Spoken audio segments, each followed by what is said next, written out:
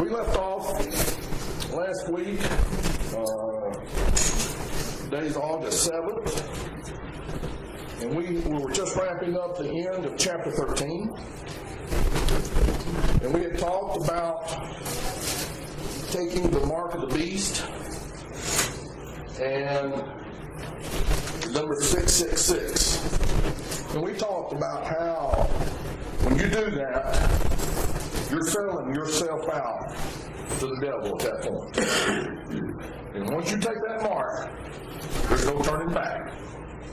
You had your opportunity. And we talked a little bit about, just as a refresher, not that it ties to the mark, about the false prophet and some of the so-called wondrous signs that he was doing, which, almost like a magician, doing things that appear to be wondrous, but they're really not. But one thing I wanted to, before we leave chapter 13, I want to get into a little more discussion about the 666. Now, that is explicitly defined here as the mark of the beast. So there's no doubt about that. Keep in mind that we have talked about the number 7 being God's number, okay? So when you see things associated with 7, and I can take time to go through the Bible talking about things that are 7s that are godly, but here's what I want to caution you about with the mark of the beast. I said earlier, and I mean earlier, I'm talking months ago, particularly when we did sort of the big overview. As it stands today, we do not know who the Antichrist is. We do not know. It may be possible that the Antichrist is alive, but he has not emerged, because the Antichrist is not going to be revealed until after God raptures his church and about midway through the tribulation period. So you're going to hear people, and I told you this before, but I think it's important to reiterate it, because you need to be able to state this to others. I think you folks understand it, but don't fall in the trap. You're going to hear people say, oh, so-and-so, this is the Antichrist, or this is associated with the beast.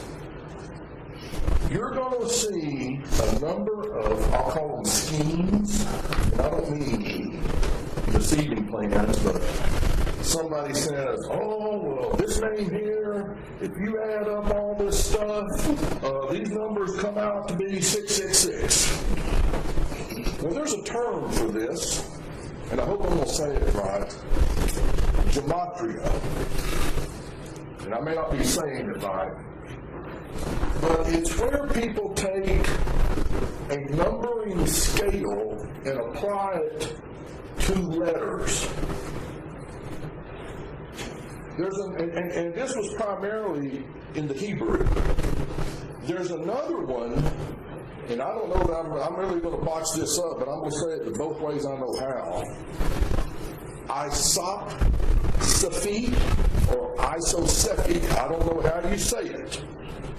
But it is associated with the Greek, because remember, the Hebrew had their language and the Greek had theirs.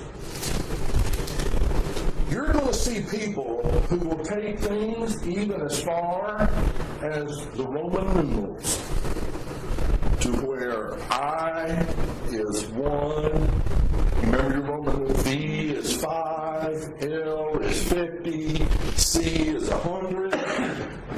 Now, folks, you can concoct any scheme you want to try to make something fit. I want to try to tie this. We were talking a little bit last week. It's almost like the signs. Have you ever discussed signs? People talk about signs from God. Well, one of the ones that I remember so clearly, but the guy who wanted a donut. So He's going to go by the donut shop. And he said, if there's a park out front, then it's meant for me to get it. So I'm going to pull in there and get me a donut. I had to go around the block 7 times before that spot opened up. You can make anything fit. It's just like going down the turnpike. Well, if I take that green line, I think God means for me to take them all green. Doesn't matter what they are, but well, come on. You can take anything and make it fit. Do you know that I've come across some good ones here. There was a guy who even said the word computer ties to 666 in his name, in his numbering scheme. And boy, that meant all computers were of the devil. I about agree to that sometimes. But. Another one, Federal Reserve. Another one, nuclear hell was one. I mean, folks, come on now. You can take the Word of God and wrangle it in such a way that you're so far from the true meaning that you've lost it. I believe what has been said here is what God intended for it to be, which was, if you happen to be in the tribulation period and you want to either buy or sell or carry on to do business like buy food and things, you are going to have to take the mark of the beast, which is 666, or, as we discussed briefly after class last week, some of y'all missed it. There was a little side conversation about, I had not paid that much attention to it either. It says the name of the beast.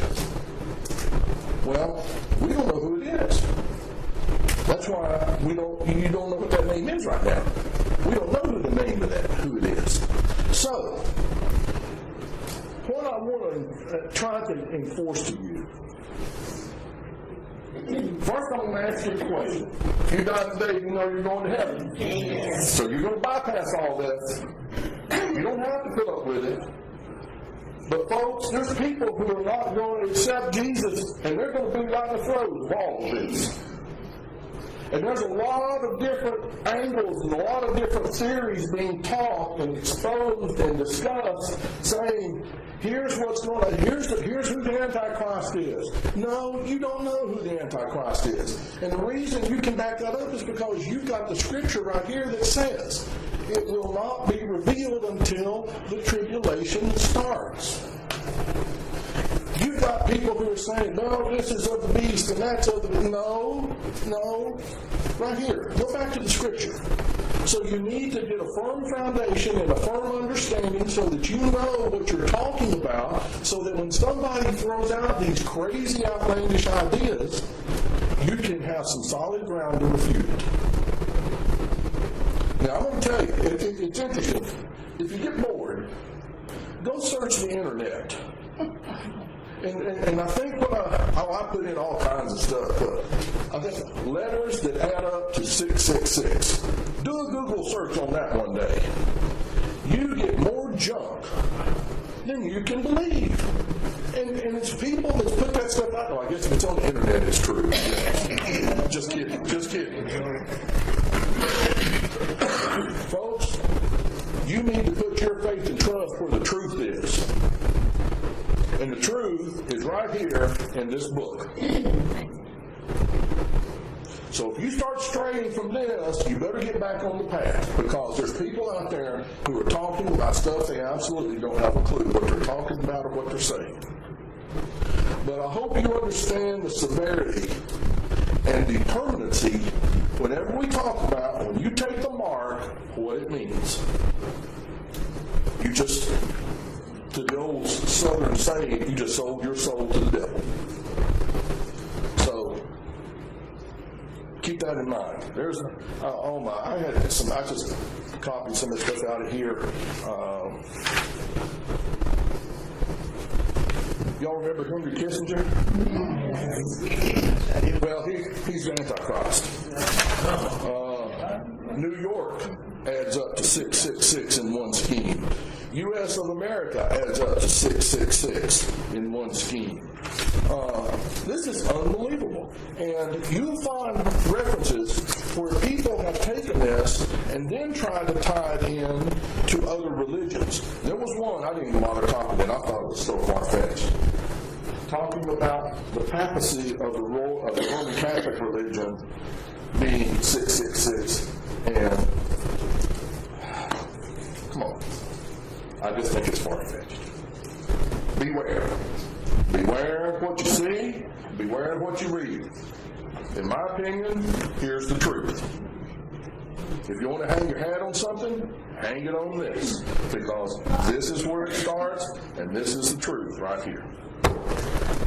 Any questions before we move on then? Well, if we were here looking for 666, we already had the Revelation, we would already have things go on, and we wouldn't get them saved. Exactly. So, you know, that's a lot. Again, Christians, we wouldn't worry about 666. Yeah, besides the fact that you make up your own scheme, the timing's all wrong. If there are people that believe it's already happened. Oh, yeah. Oh, yeah.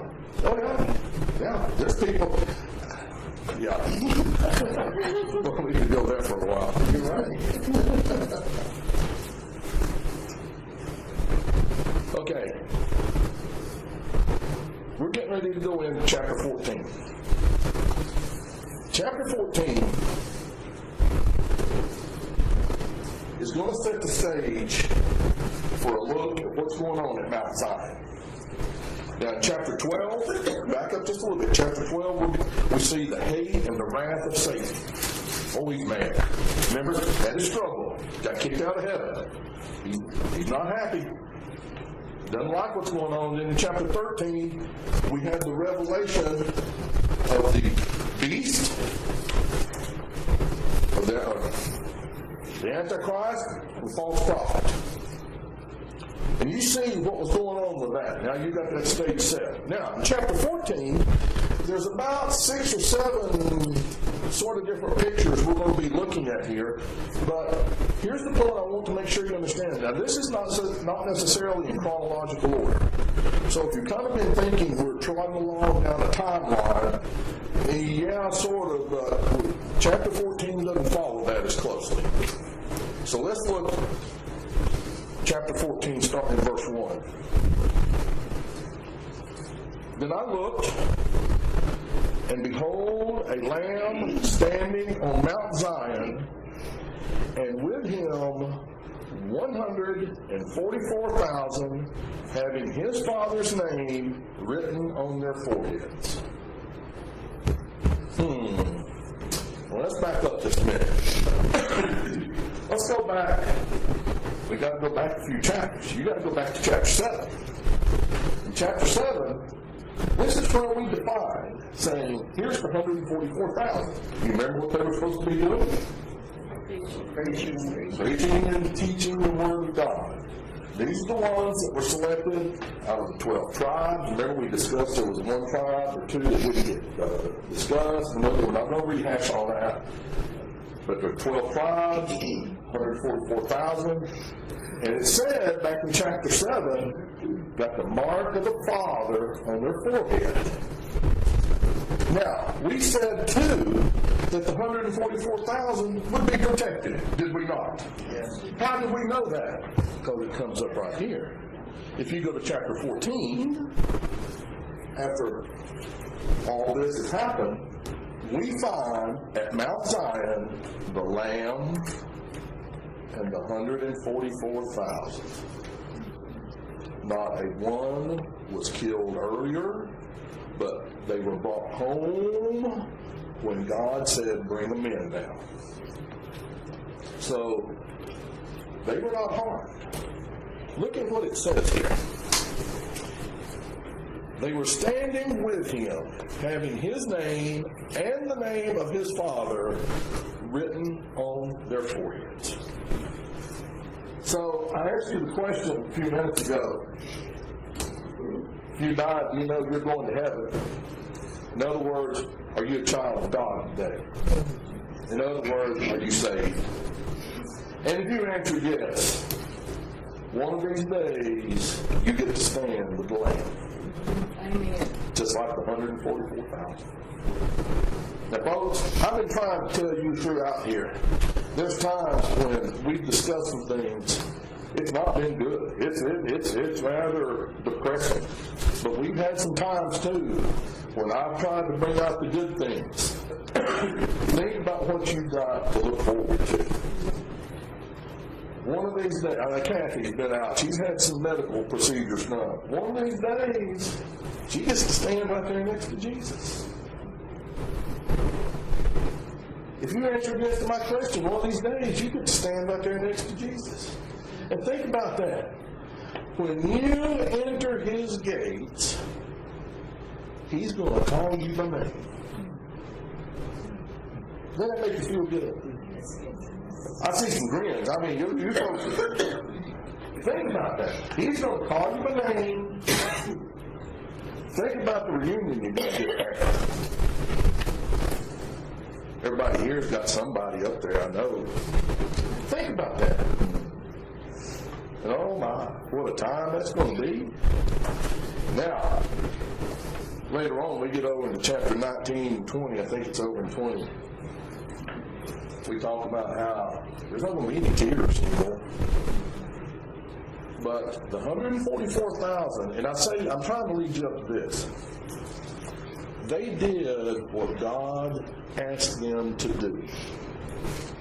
Do you believe that? Yes. I do. And we know that they were somewhat successful because in chapter 7 it also says not only were the 144,000, but there's a great multitude that we couldn't count that's going to join them in heaven. And we don't know how many that is. We can't count. It might be 200. It might be 200,000. I don't know. It's just more than we can count, and we don't count very high. Now, they did what God asked them to do, and they kept coming back to me. Are you doing what God's asking you to do down here? I see the smiles now kind of went away. Do you believe God has a plan for you? Yes. Do you believe God has specific things he wants you to do? Yes. I'm not going to ask you the next question because the answer is no. Are we all doing it? No. These people right here follow God's instructions. And I'm not trying to get off on that, but here's what I want you to think about. 144, can you imagine what a time they're having up there? Can you imagine, we talked about this, but I'm going to keep bringing it up because, folks, I think you need some motivation to go through the state of the world that we're in today. Can you imagine what it's going to be like up there? I know David's hobbling around with his back and other issues. He has to sit sideways in the chair back there and get comfortable. One of these days, that's going away. One of these days, you won't feel that pain. You sit straight on. Jack's hobbling around with his legs. Sometimes it's flaring up. Sometimes it's not. Those of you struggling to get up and down the stairs, folks, not going to be struggling anymore. Now, that don't put a grin on your face. And the thing, not only just you're going to have a rejuvenated, refreshed body, but you're there with Jesus too. Wow. I just can't imagine what that's going to be like. I can't imagine what a time these people are having right there. Can you imagine 144,000? I mean, how many's in the city of Oak Ridge right now? About 26, 27,000? You know, about five Oak Ridges put together, the whole city. Wow. I bet they're shouting, singing, no telling what all. That'll put some goosebumps on you right there. But they're there on Mount Zion, having his name and the name of his Father written on his forehead. Now, keep in mind, this going to verse 2. This is John writing. And I heard a voice from heaven, like the sound of many waters, and like the sound of loud thunder, and the voice which I heard was like the sounds of harpists playing on their harps. Now, I want to ask you a question here. John says, I heard a voice. Now, we talked before when John heard a voice, and I think we kind of concluded it was a single person talking. Now, he says, I heard a voice. I kind of have the opinion he heard all of these people together. And it's almost like the phrase, the people spoke with one voice. You've heard that before. I have a feeling there was so much going on right there, it was blowing his mind. But he said it was like the sound of many waters. Why do you think he used that as an analogy to what he heard? What is it about waters? And then the sound of loud thunder?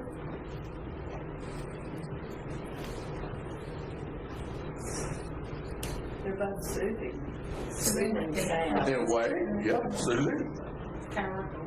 Powerful. Different. All different. All different. They're life-giving. Water is life-giving. Yeah, water's life-giving.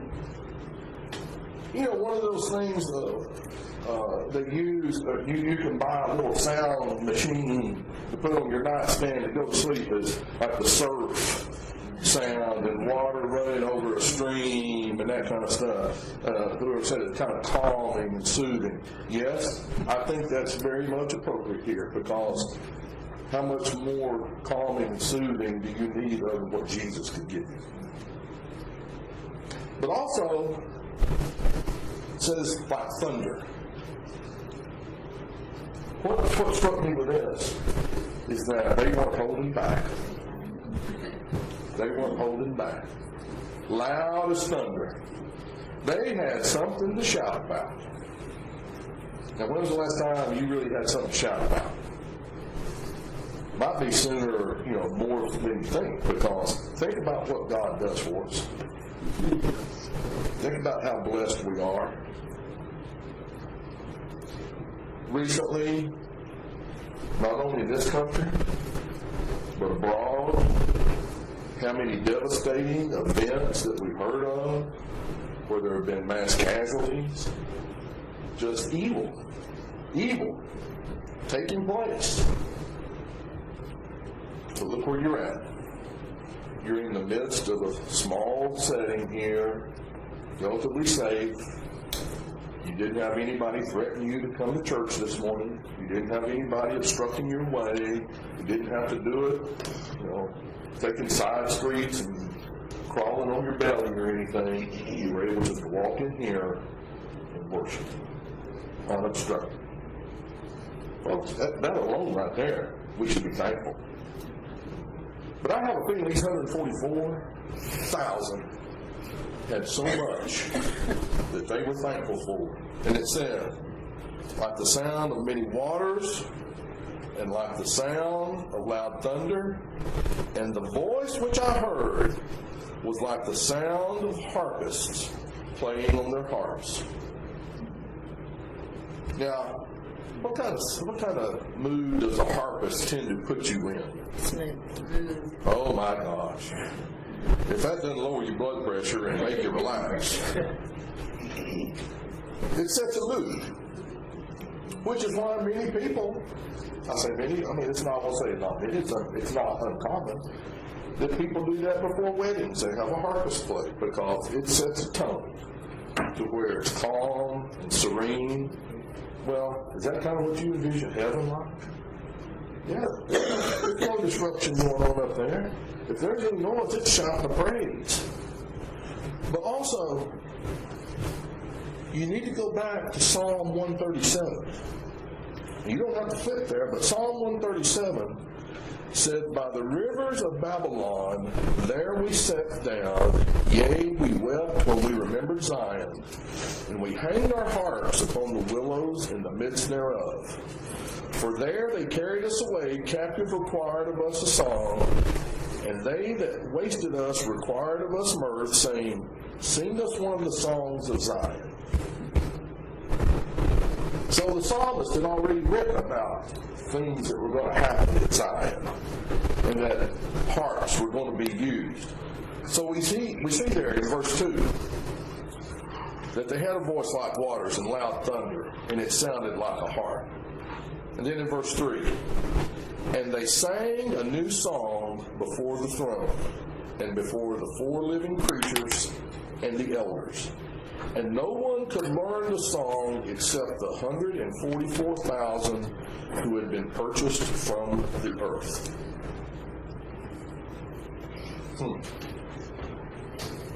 They learned a new song, or they were singing a new song. Why do you think that's important? Or what's the significance that they could sing a new song that the others couldn't? Because they had lived on this earth and have been saved. The ones that's in heaven have not gone through that process of being redeemed. Okay? It's like, I believe it's a Mike Speck song. I can't think of it. There's one that we talked about. I am redeemed. I am redeemed. The angels can't sing that. Just save people. Just don't save people. So, if you want to get to heaven and you want to sing that, I am redeemed, then you just go ahead and have a big time. You can sing that. But the angels hadn't gone through that. They didn't have to be saved. Exactly. So, they're already in heaven as God's creatures, but you had to make a decision and you had to be redeemed to be able to get to heaven. So, the 144,000 here went through something that nobody else has gone through. And nobody else could do this but them. And because of that, they're able to sing a new song. So, they're singing a new song. And I just have this vision of a huge mass of people singing and raising their voices to God and giving Him praise. And oh my, what it is. And the angels, they just look at us saying, well, I've never heard that before. I can't sing that. But watch them sing. Also, the raptured saints, they can also, or at an earlier time when they're first raptured, sing that song. They can. And redeemed it. But at this particular point in the tribulation, those 144,000 of the ones that can sing it. That's right. Angels don't really have any reason to sing. I mean, No. they don't have, they're not redeemed. The point about a new song is also mentioned in Psalms. Psalm 98 makes a reference. Sing unto the Lord a new song. Sing unto the Lord a new song. And folks, you can't do it if you're not saved. If you're not saved, you're not going to see any of that. Now just think about this for a minute. I asked you earlier if you were saved. That means you're already going to be in heaven when all this takes place. You're going to be there for the rapture of the church, or when the church is raptured. That means you go up. You won't be on this earth during this tribulation period. You will not be on this earth when the 144,000 are identified. You will not be on this earth when the 144,000 go carry out God's work that's been assigned. But you'll be in heaven when the 144,000 come up. You get to see them singing. You ever think about that? It says right here, they're going to be there singing. If you answered yes to my question, you're going to be there. Now, I don't know what this song is. We'll find out. But you're going to be there. Oh my, what a sight to see. Think about that for a minute.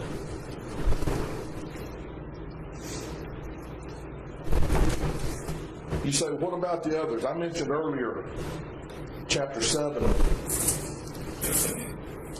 we talked about the 144,000. We also talked about the great multitudes. Multitudes of the people who these 144,000 have brought to Christ.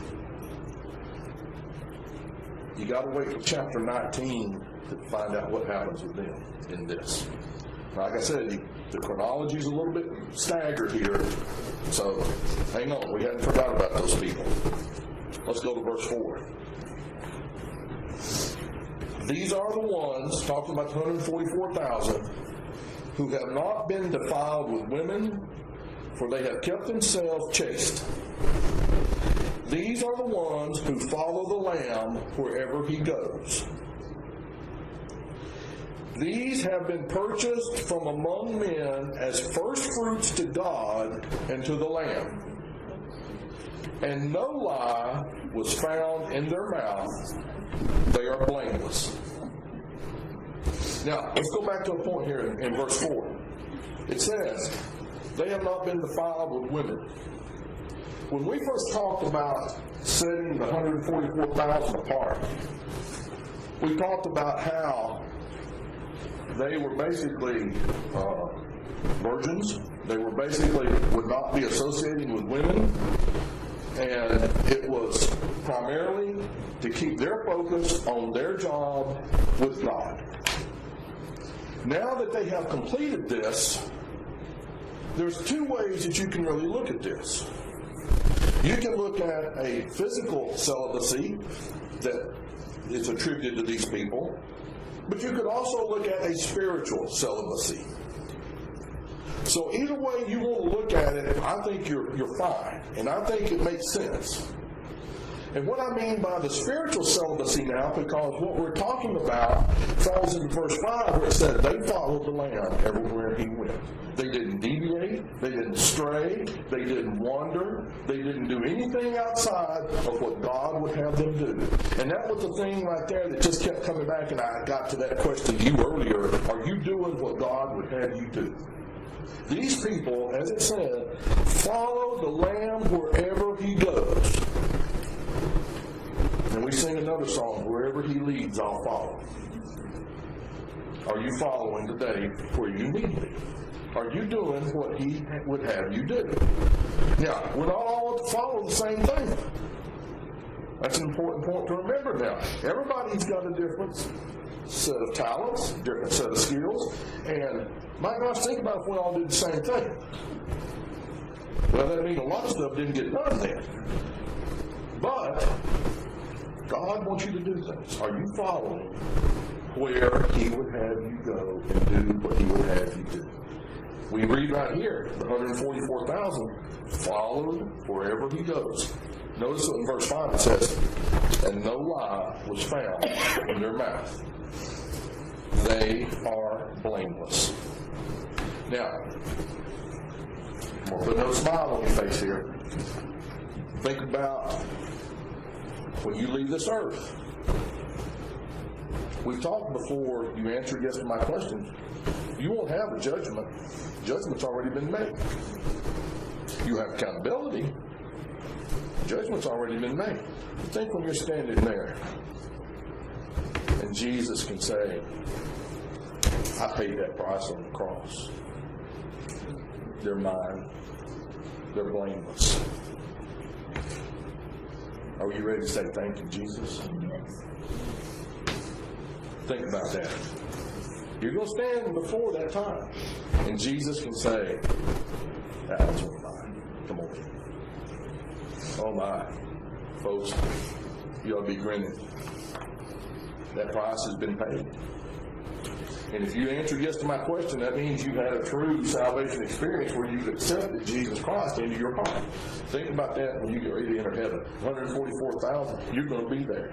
You get to see him come in. You get to see him party. You get to see him shout and give praises to God. Oh my. It says they're blameless.